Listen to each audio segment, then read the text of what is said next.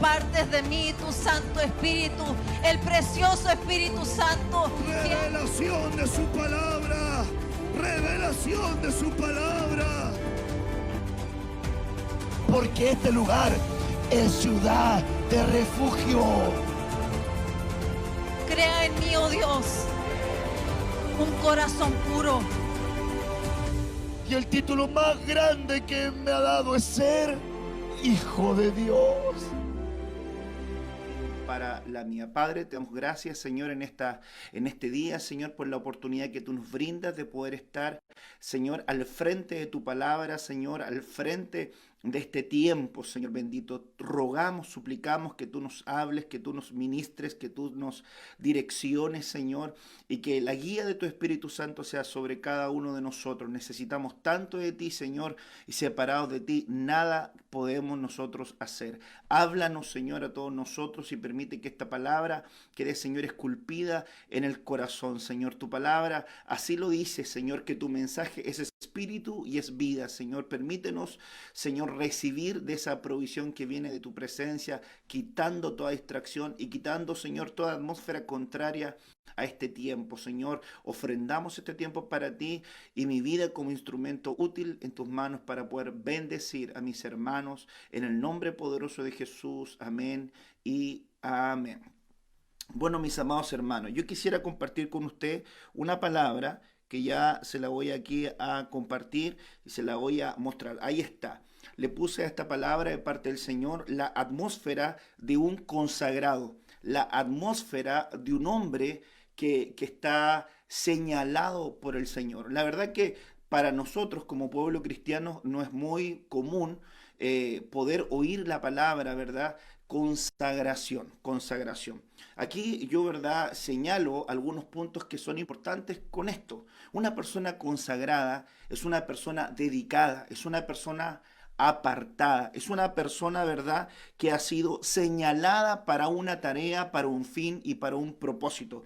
Dentro de las traducciones que nosotros podemos encontrar en la palabra consagrado está un hombre santificado, un hombre, ¿verdad?, dedicado, un hombre apartado, un hombre señalado para una tarea, y en algunos párrafos también específicos encontramos la asociación acerca también de ungimiento. Alguien ungido era alguien que había sido consagrado. En la escritura encontramos varios de estos ejemplos. La palabra, ¿verdad?, consagración se asocia también a la palabra hebrea nazar. La palabra hebrea nazar tenía que ver con el nazareo, con aquel que era apartado para una tarea. La Biblia habla acerca de Sansón, que fue este hombre apartado para una tarea desde el vientre de su madre. La Biblia también nos señala que José fue el consagrado entre sus hermanos, ¿verdad? El nazar entre sus hermanos sobre aquel que habían recaído esas bendiciones de los collados eternos, ¿verdad? En figura y en prototipo acerca de Jesucristo que iba a manifestarse. También vemos el caso de Juan el Bautista, de Samuel, también gente apartada, consagrada, con señalamientos sobre su vida. Por lo tanto, ¿verdad?, yo quisiera compartir acerca de la atmósfera que tiene este tipo de gente, el ambiente que tiene este tipo de personas o esta estirpe de personas que han sido, ¿verdad?, apartadas para Dios, pero también gente que se está apartando para Dios de manera voluntaria. Fíjese que ahí en la palabra nazar nosotros nos vamos a encontrar con unas personas que fueron apartadas por Dios, pero otras que hacían compromiso o voto para consagrarse, para dedicarse, para apartarse para el Señor y para su obra. Dentro de este ambiente nos encontramos con puntos que son relevantes a tratar. Recuerdo un pasaje en la Escritura, en el libro de Segunda de Crónicas, en el capítulo 29, donde el rey Ezequías se encuentra ante un escenario completamente difícil. Su padre Acaz había, ¿verdad?, fracturado la nación con sus conductas, había dejado, ¿verdad?, arruinado el reino. Fíjese que leyendo la palabra usted se va a dar cuenta que el rey Ezequías se encuentra con un reino políticamente quebrado, moralmente, civilmente, religiosamente, espiritualmente, todas estas dimensiones estaban arruinadas. Y cuando llega este hombre a reinar, dice la Escritura que él tomó una determinación. Y él dice, yo quiero andar en los caminos de David, mi padre. Y toma una elección a favor de Dios, una elección de hacer las cosas bien, una determinación personal de poder honrar y agradar a Dios. Y me llama la atención que cuando este hombre empieza en este capítulo, él empieza a hablar y empieza, ¿verdad?, a conectarse con las personas que tienen que conectarse. La Escritura dice que él lo primero que hace es abrir las puertas del templo, reparar las puertas del templo. Luego de esto también lo que él hace, determina hacer pacto con el Señor. Él determina hacer un pacto con el Señor para que Dios aparte de ellos, del pueblo, ¿verdad?, el ardor de su ira. Pero luego me llama la atención que también él tiene la acción de poder convocar sacerdocio, luego de abrir las puertas del templo, luego de reparar las puertas, luego de prender las lámparas. Hay un punto importante también que nos habla de la espiritualidad, de la provisión del Espíritu Santo. Pero luego convoca a sacerdotes. Y la palabra que él ocupa le dice, no se engañen.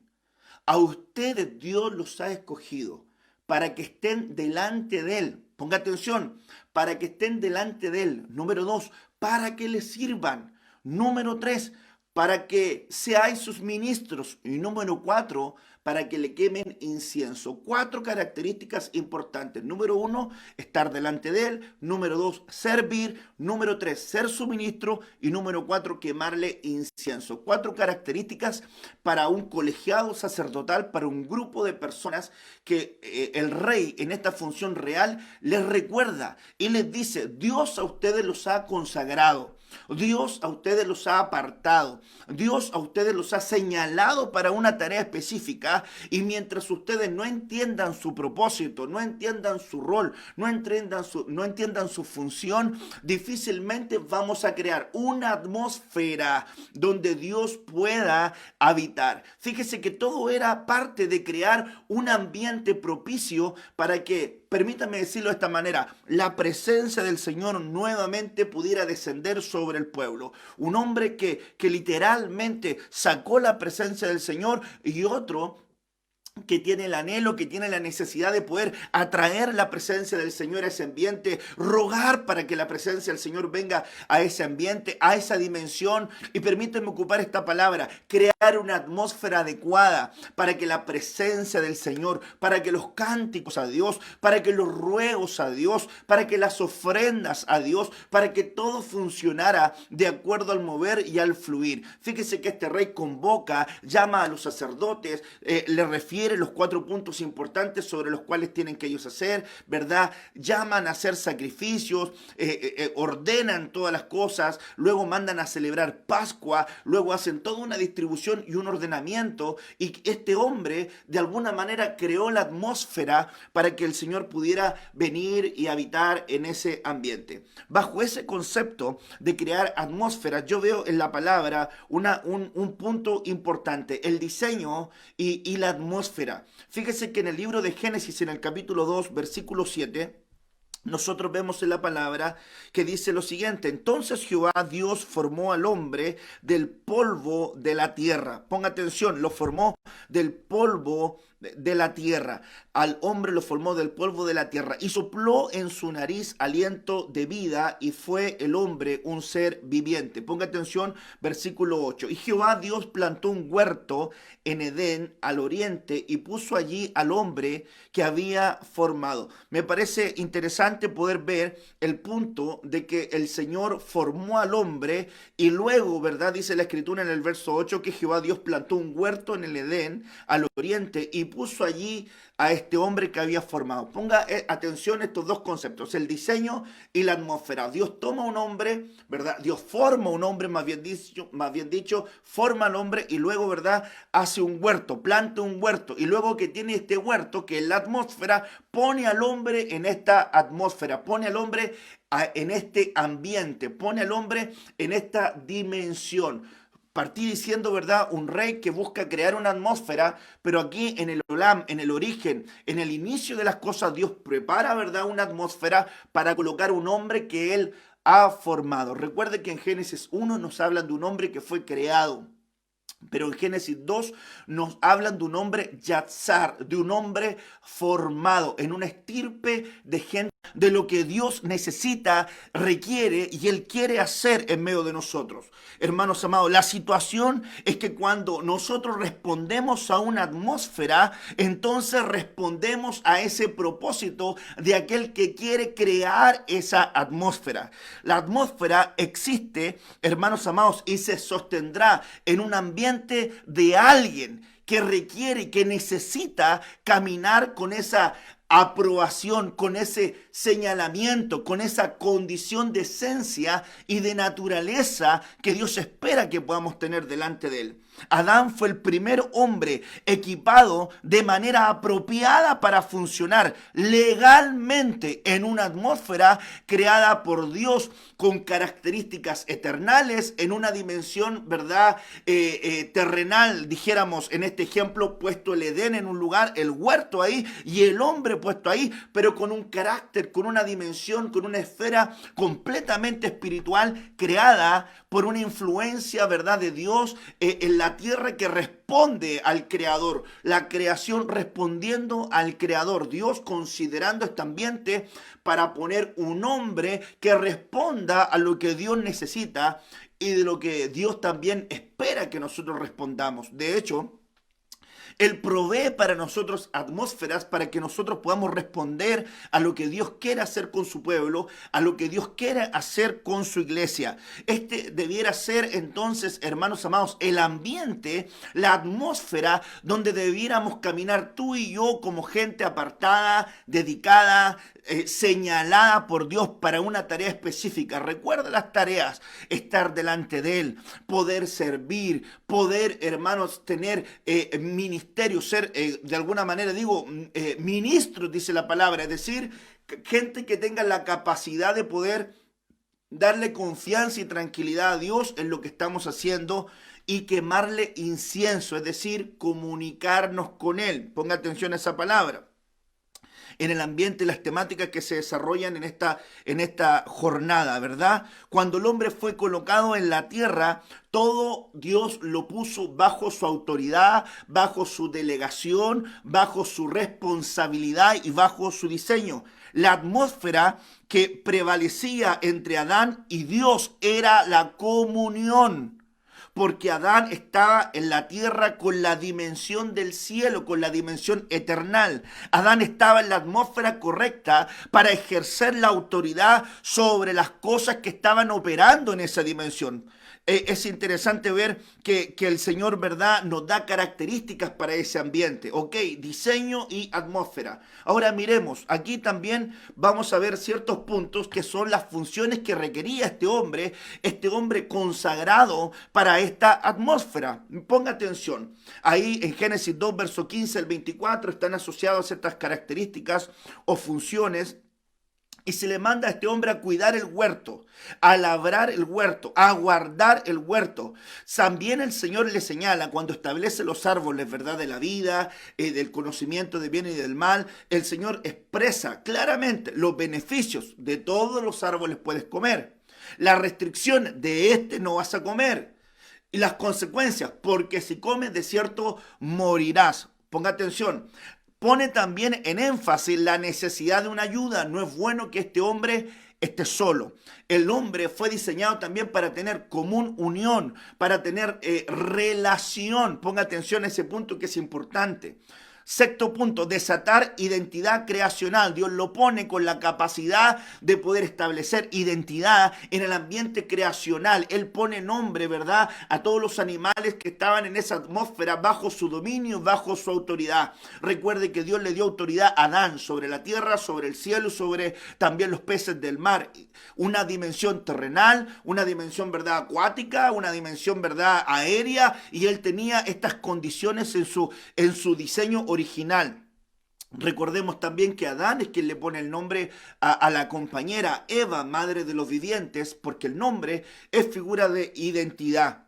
El punto 7 es que le da también un enfoque correcto. Le dice, dejará el hombre a su padre y a su madre y se unirá a su mujer y llegarán a ser una sola carne. Hay un enfoque correcto de que este hombre, al tener para poder manifestar aquello que tiene que ser manifestado en un tiempo, en un lugar, en un ambiente, en una atmósfera, y responder a la influencia de lo que Dios quiere hacer con nosotros, hermanos amados, entendiendo, hermanos amados, que esa influencia es de su Espíritu Santo, es de su presencia, es de la sangre de Cristo, todo lo que nosotros hemos abrazado y entendido por medio de su palabra y su doctrina que viene a nosotros y nos hace responder. De hecho, nosotros le amamos a Él, dice la Biblia, porque Él nos amó primero. Es decir, nosotros respondimos a ese amor favorable sobre nuestra vida. Bendito sea el Señor por esa realidad que nos ha dado. El otro punto aquí, el octavo punto que yo le puse, inocencia presente y mucha confianza. Recuerde que el hombre y la mujer andaban desnudos en el huerto, no se ocultaban, no se avergonzaban y tenían, ¿verdad?, contacto con Dios de manera regular. Aquí vemos muchos componentes que están asociados a un hombre que fue yatzar, que fue formado para habitar en una atmósfera creada por Dios para él.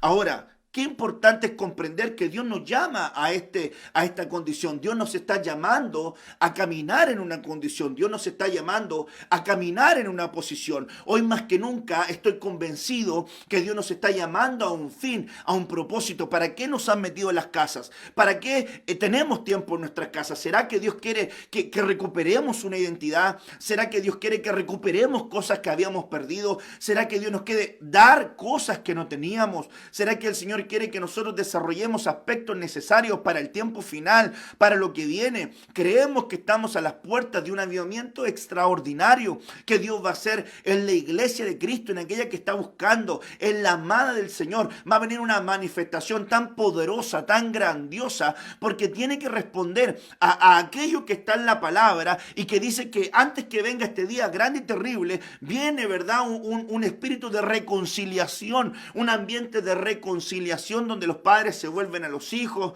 donde los hijos se vuelven a los padres. Lucas dice, donde los hombres se vuelven, ¿verdad?, a la prudencia de los justos, ¿verdad? Y los rebeldes se vuelven a la prudencia de los justos. Una gloria, un avivamiento familiar tan impresionante que va a ser desatada sobre la iglesia que está buscando de la presencia del Señor, del fluir de Dios, hermanos amados, respondiendo al ambiente y respondiendo al llamado que Dios quiere. Dios quiere que estemos delante de Él. El Señor quiere que estemos delante de su presencia. El Señor quiere que respondamos a esa convocatoria, a ese llamado que Él nos está haciendo. El llamado a permanecer delante de Él. El llamado a poder servirle genuinamente. El llamado a ser gente que Él pueda confiar con madurez. Ministros hablan, ¿verdad?, de estatura. La reina de Saba, cuando vio a los ministros, dice la Biblia que vio la estatura de ellos, la estirpe, vio lo largo también de sus vestidos, su madurez,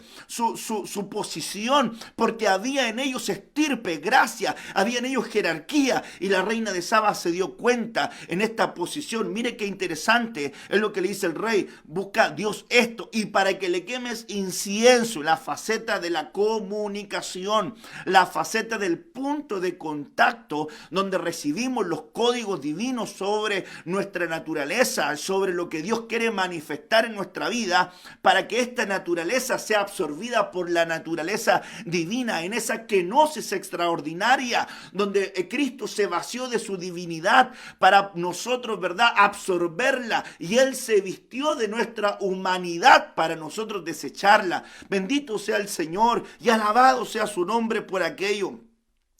Bendito sea Dios por eso. Entonces ya dijimos, ¿verdad?, que hay un diseño, que hay una atmósfera y que habían funciones para este hombre. Ahora, aquí yo le puse a este aspecto un peligro latente. Segunda de Corintios, capítulo 11, versículo 3. Pero temo que como la serpiente, ponga atención en la preocupación apostólica que tenía este hombre llamado Pablo, este ministro del Señor. Él tenía una preocupación, él se daba cuenta de un aspecto. Dice, pero temo como la serpiente con su astucia. Engañó a Eva. Vuestros sentidos sean de alguna manera extraviados de la sincera fidelidad a Cristo. Ponga atención, vuestros sentidos extraviados de la sincera fidelidad a Cristo. La palabra de Dios para todos refiere de esta manera, pero me temo que así como la serpiente engañó a Eva con su astucia, la mente de ustedes, ponga atención, la mente de ustedes también se corrompa y se desvíen de la pureza y la devoción que tienen por Cristo. Qué interesante.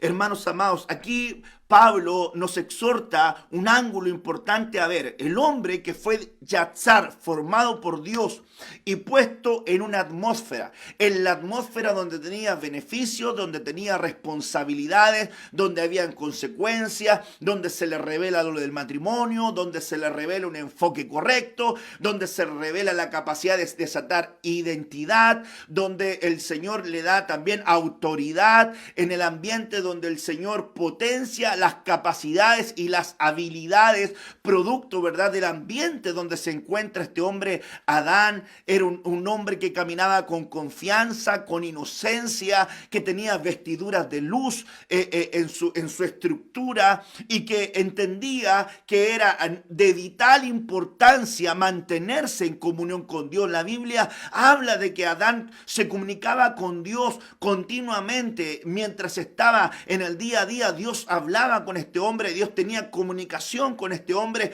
y este hombre tenía comunicación con Dios. Algo que a nosotros nos impresiona, que luego de este evento desastroso, terrible, Dios le pregunta a este hombre, hombre, ¿dónde estás tú? Él se había ocultado de aquel que tenía comunión con él, de aquel que estaba, ¿verdad?, continuamente acercándose a él. Una bobería, una tontera, porque ninguno de nosotros nos podemos ocultar, ¿verdad?, delante de los ojos del Señor.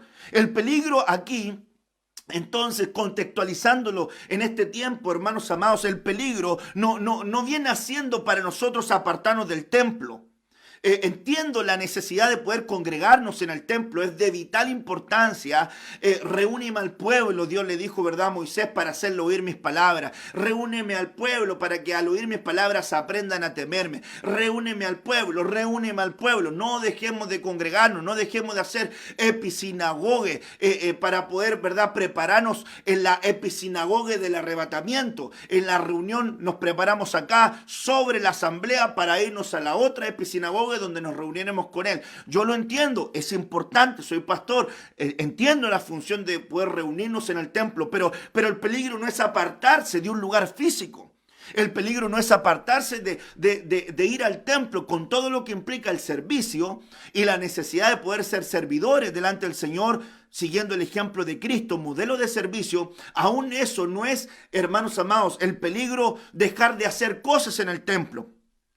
Ni siquiera es el peligro, hermanos amados, de llevar una vida litúrgica o una vida costumbrista en nuestra forma de llevar, es verdad, el día a día de una manera, entre comillas, religiosa. No es tanto ese peligro. El peligro latente que expresa el apóstol Pablo es extraviarnos de la sincera fidelidad o de la sincera devoción a Cristo. ¿Cuánta gente se ha extraviado de la sincera devoción a Cristo? ¿Cuánta gente se ha extraviado de la esencia, hermanos amados, preciosa que está en el Evangelio? ¿Cuánta gente ha puesto sustitutos? Hermanos amados, yo veo qué pasa con el ministro de alabanza, que ahora en la casa no sabe qué hacer porque su sustituto, el instrumento, el hacer cosas en el templo era su prioridad o era lo que le llenaba, pero ahora que no puede hacerlo en el templo, ¿qué pasará con ese ministro? ¿Qué pasará con ese predicador que a lo mejor pensaba que su función solamente se tenía que realizar en el templo? ¿Qué pasará con aquel hombre que solamente hacía oraciones públicas pero no tenía intimidad con Dios? ¿Qué pasará con la gente que solamente llevaba una vida de farándula cristiana pero no tenía entrega, no tenía sinceridad, no tenía renuncia, no tenía tiempo de comunión, no tenía habitación secreta. ¿Qué pasará con esa gente? El apóstol Pablo nos enseña y nos exhorta diciendo, hay un ambiente que fue creado, hay una atmósfera que fue creado para este hombre, pero lamentablemente la astucia de la serpiente lo desconectó, lo sacó de esa atmósfera y trajo la ruina. Ahora, yo no quisiera que ustedes se apartaran de la atmósfera que les ha provisto Cristo. Yo no quisiera que ustedes se apartaran de la dimensión que les ha provisto Cristo. Una dimensión de gracia, una dimensión de amor, aleluya, una dimensión de bondad, una dimensión de presencia. Yo no quisiera que se salieran de ese ambiente, de esa sincera devoción a Cristo. Que sus sentidos sean extraviados, sus pensamientos, su entendimiento, su capacidad de sentir, aún el nivel de propósito que pudiesen tener en Cristo, que se extraviasen. Esa palabra significa también que trajeran influencias también morales negativas, que comenzaran a depravarse, a corromperse, a ser viciados, que tuvieran vicios. Mire qué interesante es una forma de extraviarnos de la sincera devoción a Cristo, es generar plataformas de vicios, ponernos gente, hermanos amados, que tenga vicios cristianos, que tenga, verdad, mañas cristianas. Maña aquí en Chile vendría siendo así como algo que es tuyo, que es propio, que no está dentro del orden, pero que a ti, si no se hace de esa manera, no te gusta. Eres mañoso.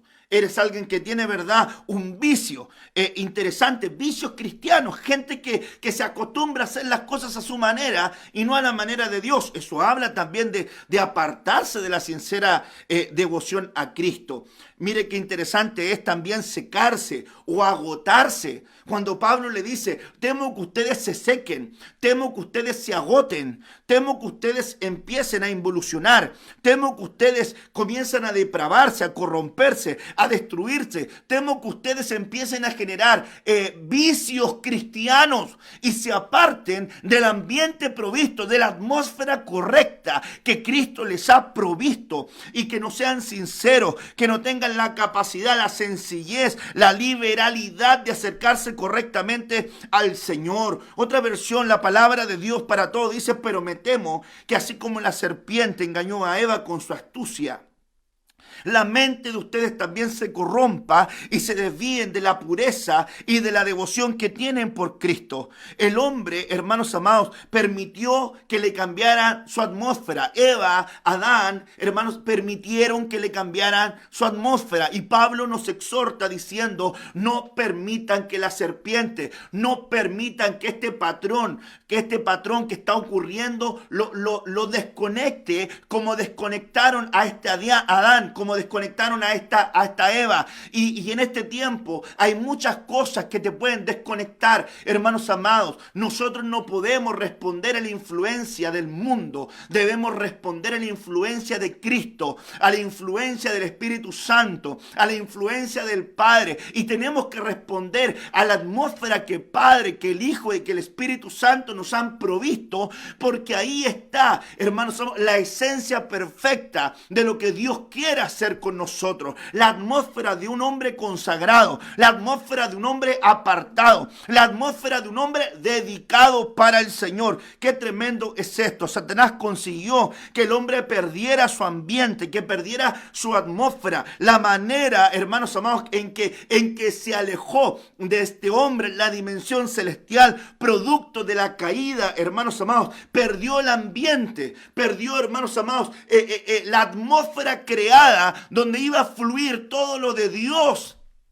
Y nosotros debemos entender que separados de Cristo, nada podemos nosotros hacer. A partir de este lugar, el hombre dejó que el enemigo ya no estuviera bajo la planta de sus pies, sino que tomara acceso, lugares, posiciones, hermanos amados, que se adentrara en el núcleo familiar, que se adentrara en el matrimonio, que se adentrara, hermanos amados, aún en la liturgia, que se adentrara aún contaminando, profanando, desviando, y tristemente el lugar que se le ha cedido a las tinieblas ha tomado posesión en un montón de personas, ministros, iglesias, familias, hogares, y es terrible terrible el ambiente en el cual nosotros estamos viviendo, de inmoralidad, de profanación, de vicios, de adicciones, con violencia, hermanos amados, con miedos, con terrores que están desatados sobre la tierra. Pero aunque tinieblas cubren la tierra, su palabra dice que sobre tu vida, sobre mi vida, resplandecerá la luz bendita y poderosa del Señor. Hay un hombre que tiene que crear una atmósfera para que venga nuevamente esa manifestación correcta de lo que Dios quiere hacer con nosotros. Hay principios que debemos aplicar para poder caminar nuevamente en el ambiente que Dios ha provisto para que fluyan correctamente aquellas cosas en nuestra vida. La pregunta sería, ¿qué es lo que desata esa sincera fidelidad o esa sincera devoción a Cristo? Es interesante poder visualizarlo de una manera tan profunda. El acuerdo. Amós 3:3 dice, el acuerdo es la base de la unidad. Amós 3:3 dice, andarán dos juntos si no estuvieran de acuerdo.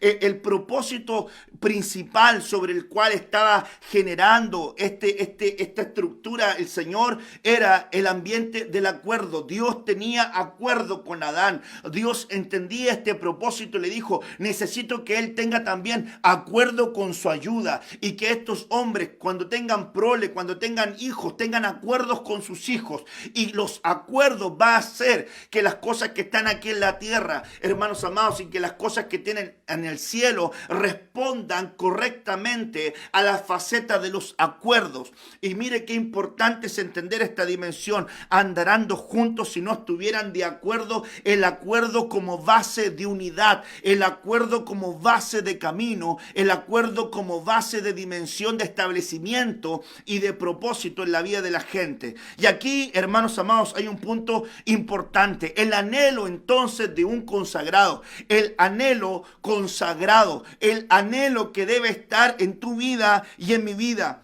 Hágase, hermanos amados, este anhelo en ti y en mí. Mateo 6, verso 10. Venga tu reino. Hágase tu voluntad como en el cielo, así también en la tierra. Hágase tu voluntad, hermano amado, hermana amada, ministro del Señor. Hay una voluntad perfecta en el cielo que debe replicarse en medio de nosotros y en nuestras familias. Aquí vemos un modelo de oración que nos da estructura. Este es, hermanos amados, la enseñanza de modelo de oración, no para ser repetida como una vana palabrería, sino como una estructura que desprende enseñanzas concretas de los tópicos que nosotros debiéramos contemplar en nuestra vida para así abrazarlos correctamente y generar la estructura de gente consagrada, gente apartada para Dios. En la estructura de modelo hay aspectos que no podemos desechar. Padre nuestro habla de pertenencia, habla de soberanía divina de Dios que estás en los cielos, habla de su atmósfera proyectada sobre nosotros aquí en la tierra. Venga a nosotros tu reino, que venga tu autoridad, que venga tu dominio, que venga tu señorío sobre nosotros. Venga a nosotros tu reino, hágase tu voluntad, voluntad que se manifieste en nuestra vida tu naturaleza, en nosotros, tu deseo más profundo, su guía más profunda, sus designios más profundos, sus diseños más profundos. Yo le pregunto algo, ¿será que nos da miedo pedir que se haga su voluntad? ¿Será que llega un punto donde podemos percibir que su voluntad batalla con la nuestra y no quisiéramos ceder? ¿Por qué a la gente le da tanto susto, tanto temor rogar que se haga su voluntad?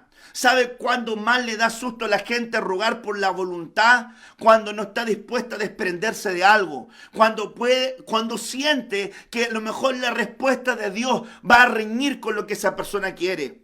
Entonces nosotros deberíamos contemplar y entender que la voluntad de Dios es buena, es agradable y es perfecta, y que para alguien consagrado, para alguien dedicado, para alguien apartado, para alguien que está con devoción a Cristo, hermanos amados, esa voluntad responde a la atmósfera donde camina ese hombre consagrado. No está provocando nada ajeno al diseño de su voluntad en aquella persona. Algunas personas creen que la oración se originó por el pecado que nos separó y necesitamos un camino para volver a conectarnos con Él. Este es uno de los puntos, pero no es la esencia o el centro de la oración. Ponga atención, la oración fue instituida desde el inicio de las relaciones de Dios con el hombre. Y esto fue antes de la caída. El sentido de la oración debe entenderse bajo un ángulo de propósito, porque es la comunión con Dios en función de su amor y de su propósito lo que nos sostiene, hermanos amados, en una relación de afectividad y acuerdo.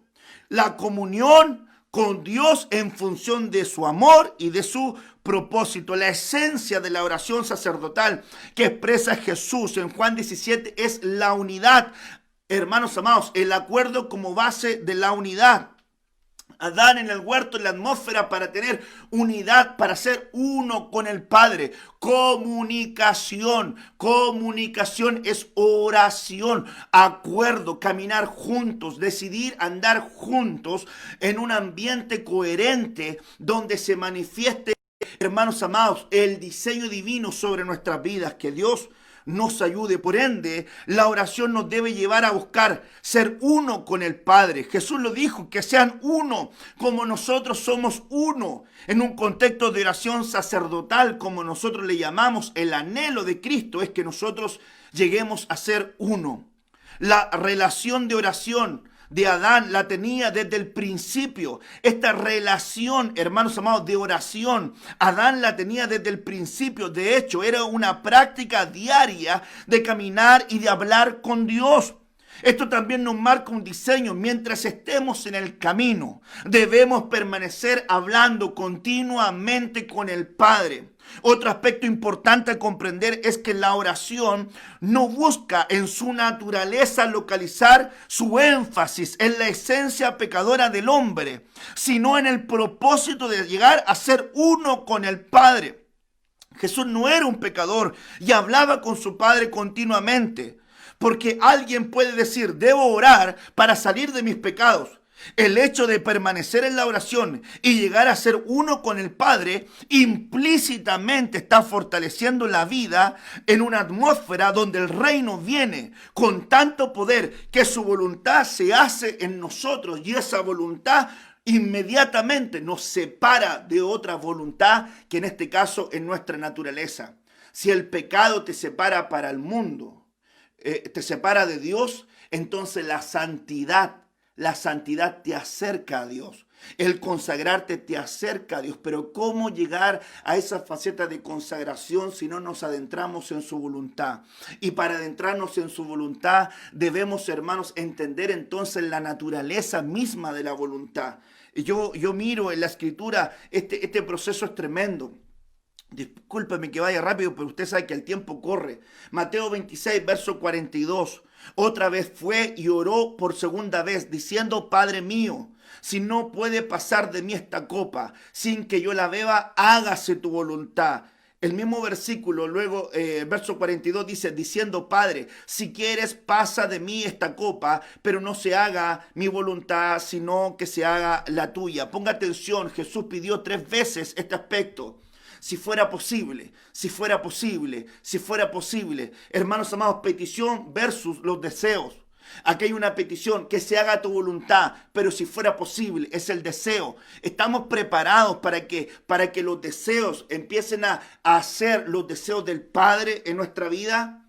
La Biblia dice, pides y no recibes porque para tus propios deseos pides.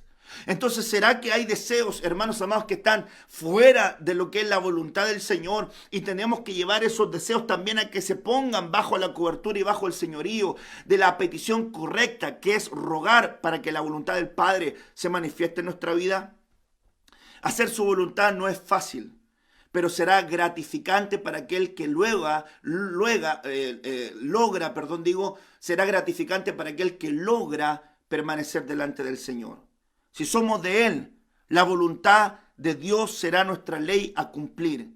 Si esto no se cumple, entonces es la voluntad nuestra en la que va a prevalecer. Jesús ora en el monte en estas dimensiones y 3 veces pide, si fuera posible, sus deseos. Pero luego entiende que se cumpla tu voluntad. Su petición es que su camino vaya de acuerdo a la voluntad del Padre. oraba más intensamente para adentrarse con mayor fuerza. La Escritura dice que Jesús oraba intensamente para fortalecerse. Un ángel vino hasta fortalecerle. ¿Para qué? Para adentrarse más, con mayor fuerza, al propósito y al diseño de la voluntad del Padre. Luego de esto iba a ir a la cruz. Realmente nosotros hemos entendido que en el Getsemaní, en el lugar donde Él rinde su voluntad, es donde ya, hermanos amados, estaba prácticamente todo realizado. Lo otro era el camino, ¿verdad?, al Gólgota, a la cruz, pero ahí estaba rindiendo la voluntad, sus deseos, lo que Él podía sentir, lo que Él podía esperar, pero sujeta su deseo, su voluntad a la voluntad del Padre. Le pregunto yo a usted, ¿tiene aspectos que tiene que rendir? Mientras tú no aceptes la voluntad de Dios, no va a venir una paz abundante a reinar sobre tu casa, sobre tu vida, sobre tu matrimonio, sino que debes aprender a aceptar la voluntad de Dios soberana sobre tu vida. La soberanía de Dios, lo que Dios quiera hacer para ti, bienvenido sea. Y mientras tu corazón esté, y mientras tu vida esté, y mientras tu mente esté, y mientras tu espíritu, tu alma y tu cuerpo estén, tu ser integral estén en la atmósfera que Dios creó, no va a haber ningún problema, hermanos amados, porque tu voluntad va a ser su voluntad, porque estás fusionándote con el Padre para llegar a ser uno con Él. Muy, muy tremendo es este punto. Ponga atención aquí, Mateo 7, verso 21. No todo el que me dice Señor, Señor, entrará. Ponga atención, entrará en el reino de los cielos, sino el que hace la voluntad de mi Padre que está en los cielos. Hermanos amados, no es lo que nosotros sabemos, no es lo que tú sabes. Hay gente que sabe muchas cosas, hermanos amados. Hay gente que sabe versículos y sabe aquí y sabe allá. Y no es malo, hermano, saber. Pero no es lo que sabes, es lo que vives. Si usted sabe muchas cosas y no practica nada, hermanos amados, en las 5 dimensiones del oído está aquel que oye y hace. ¿Verdad? El que oye y entiende, el que oye y guarda, el que oye y cree, el que oye y se goza. Pero mire lo interesante, el que oye y hace, le compararé a un hombre prudente. ¿Y qué vale más, hermano? ¿Oír para hacer, oír para no hacer? No tiene sentido oír para no hacer. No vale, hermano, saber para no aplicar. Claramente aquí hay una acción involucrada. No todo aquel que me dice Señor, Señor, aquel que sabe decir coherentemente lo que debe decir, va a entrar en el reino, sino el que hace la voluntad de mi Padre. Fíjese que aquí hay una acción involucrada en el que vive en una atmósfera de comunión y que es hacer su voluntad. Entrar.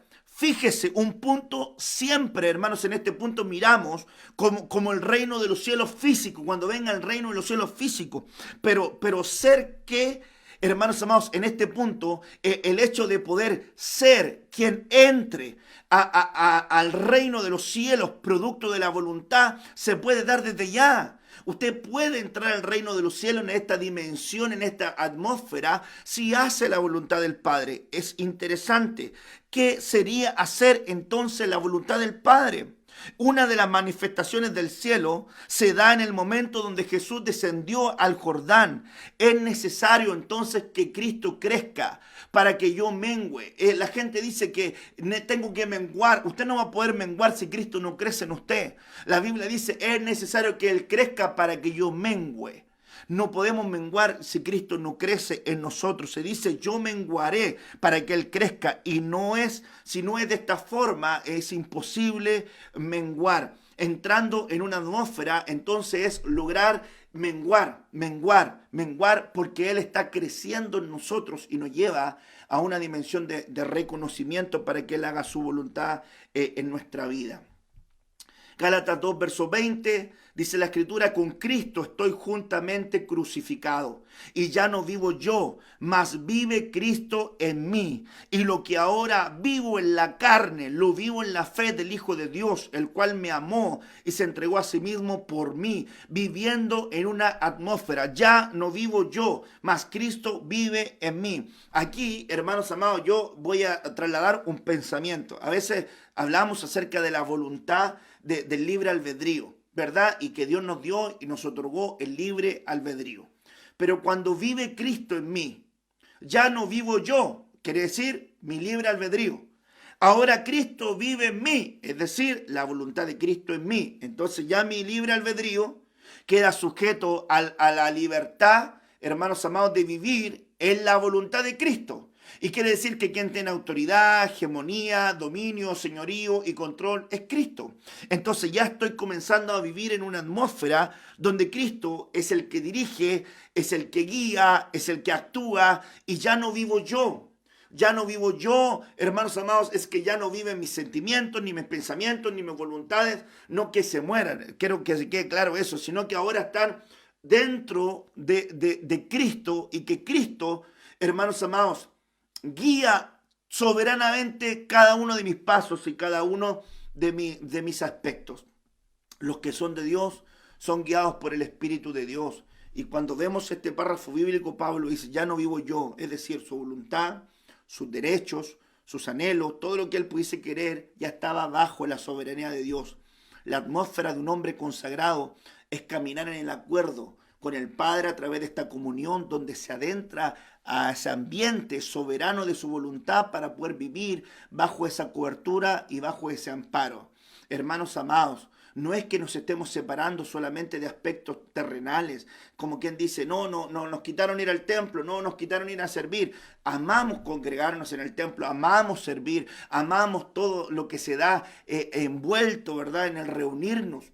Pero si eso te terminó secando, entonces tú no tenías sincera devoción, no tenías comunión.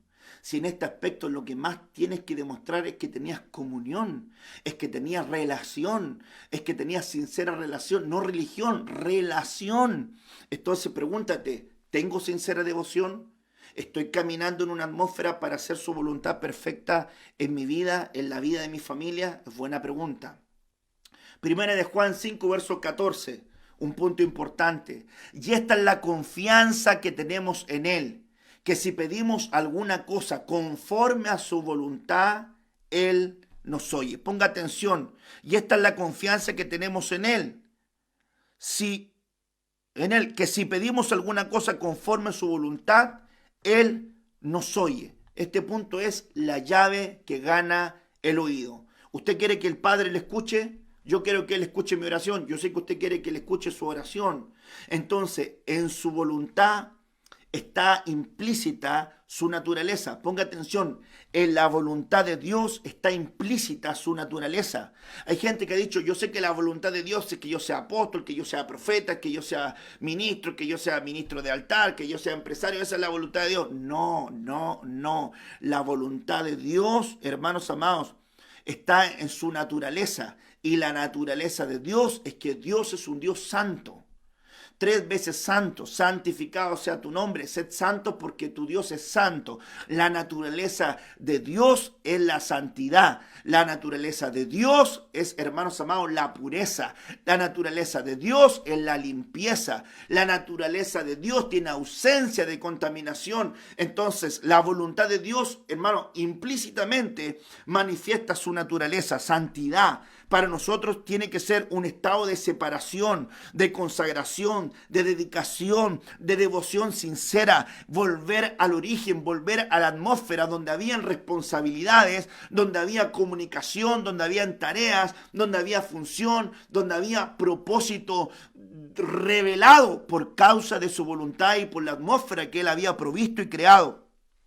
Aquí entonces la llave que gana el oído es hacer, hermanos amados, conforme a su voluntad, de acuerdo al diseño de su voluntad, de alguna manera con los códigos de su voluntad. Él nos oye, ganamos el oído de papá si hacemos las cosas conforme a su voluntad. El verso 13 dice, estas cosas os escribo a vosotros que creéis en el nombre del Hijo de Dios, para que sepáis que tenéis vida eterna y para que creáis en el nombre del Hijo de Dios. Y esta es la confianza, es lo que leímos, pero mire el verso 15. Y si sabemos que Él nos oye en cualquier cosa que pidamos, sabemos que tenemos las peticiones que le hayamos hecho. Nos oye, hermanos amados, nos oye si pedimos algo conforme a su voluntad. Él nos regala su oído, Él nos oye. Yo sé que usted quiere que su oración sea atendida, que su ruego sea atendido, que Él le oiga. Hermanos amados, y aquí hay un punto. Una cosa es que Él nos oiga y otra cosa es que nos conceda lo que pedimos. Si Él nos oye, ya lo hicimos. Si Él nos concede, bueno, gloria a Dios por eso. Pero alégrate porque Él te oye y acepta su voluntad. Y si tú estás en la naturaleza misma de su voluntad, consagrado, dedicado, devoto, sincero, apartado, señalado para Él, entonces no va a reñir tu voluntad con la voluntad de Él, sino que vas a aceptar su voluntad porque estás dentro de Él. Él en mí y yo en Él. Él en mí y yo en Él. Yo me como al cordero, Él me come a mí. Vosotros permanecéis en mí y yo permanezco en vosotros. Y somos uno. Mire qué interesante, qué hermoso es esto. Entonces, acciones conformes tienen que ver con eso. Ganemos el oído, ganemos el oído. Juan 9, verso 31, dice la palabra del Señor. Y sabemos que Dios no oye a los pecadores, pero si alguno es temeroso de Dios y hace su voluntad, ¿qué ocurre? Él nos oye, ganemos el oído. Temeroso de Dios y haciendo su voluntad, ganamos el oído de papá. Ahora mire, el ejemplo, hermano, de esta oración.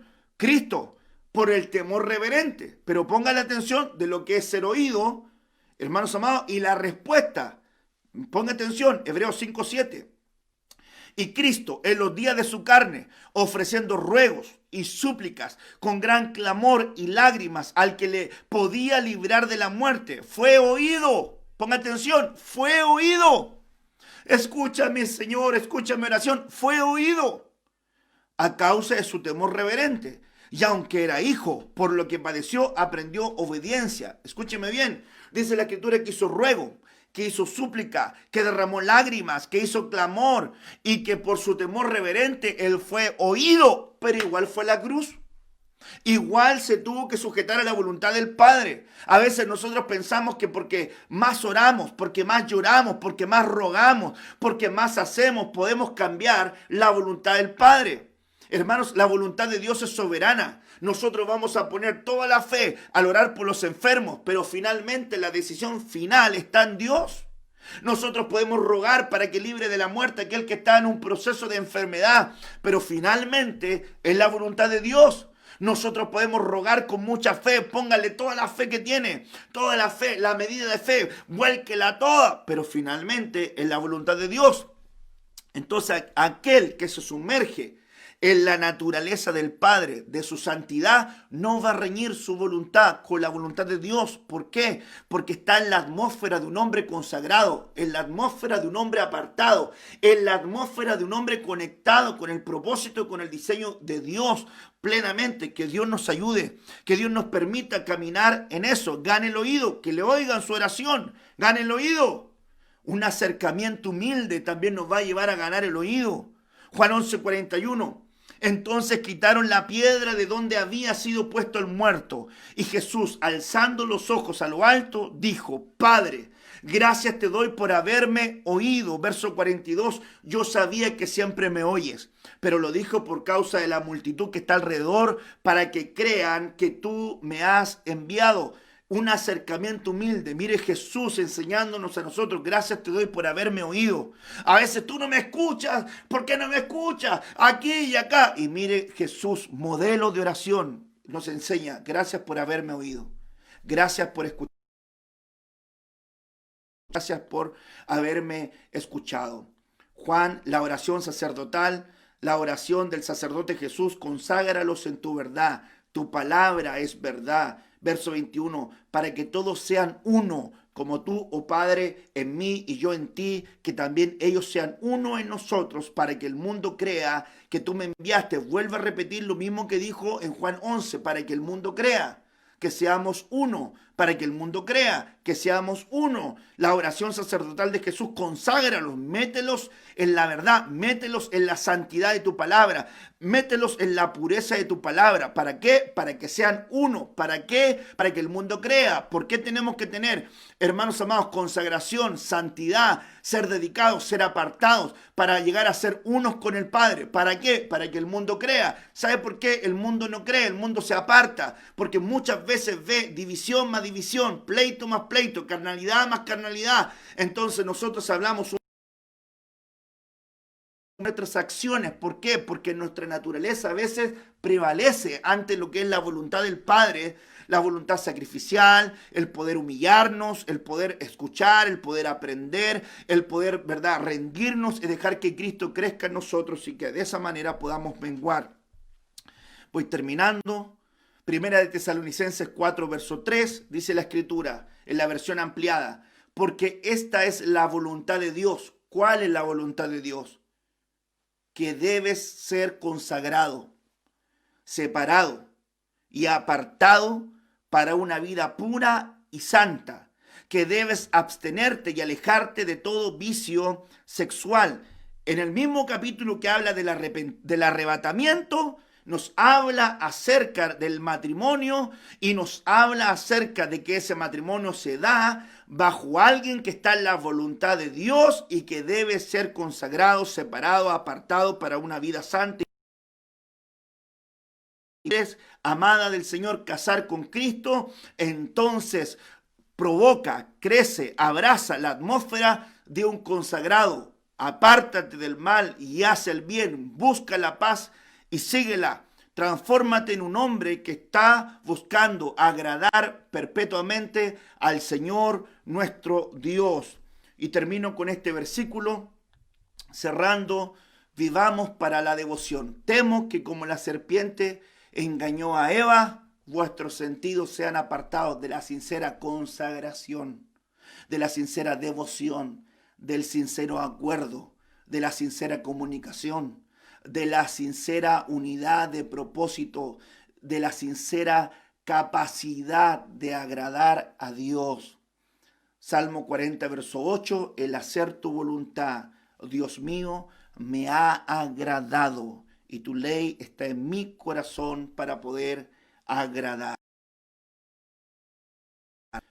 Nos bendiga, que nos ayude y que nos guíe por este propósito hermoso de hacer su propósito y de hacer, ¿verdad?, su sagrada voluntad. Esa voluntad buena, esa voluntad agradable y esa voluntad perfecta. Espero en Dios que esta palabra traiga visión, traiga fortaleza, traiga entendimiento, traiga luz y gracia sobre tu vida y que nada falte de la provisión divina sobre tu corazón. Padre, en el nombre de Jesús, presento, Señor, este tiempo de tu palabra, rogando y suplicando que sea sembrada en el corazón de tu pueblo, en el corazón de tus hijos, sin que falte nada. Desata gracia, desata luz, desata direccionamiento y permítenos caminar como consagrados en la atmósfera que tú has preparado por Cristo, en la atmósfera que tú has preparado para nosotros, en la atmósfera que ha preparado el Espíritu Santo, en las obras que de antemano tú has preparado para que nosotros caminemos nuestro presente y nuestro futuro, Señor, y esas obras ya están diseñadas porque somos poema tuyo, Señor, y somos, Padre Santo, gente que está dispuesta y que quiere poder agradarte. Ayúdanos a agradarte, que agradarte sea nuestro deleite, nuestra sincera devoción, nuestro sincero deseo de apego hacia ti y hacia tu palabra. En el nombre de Jesús oramos, amén y amén.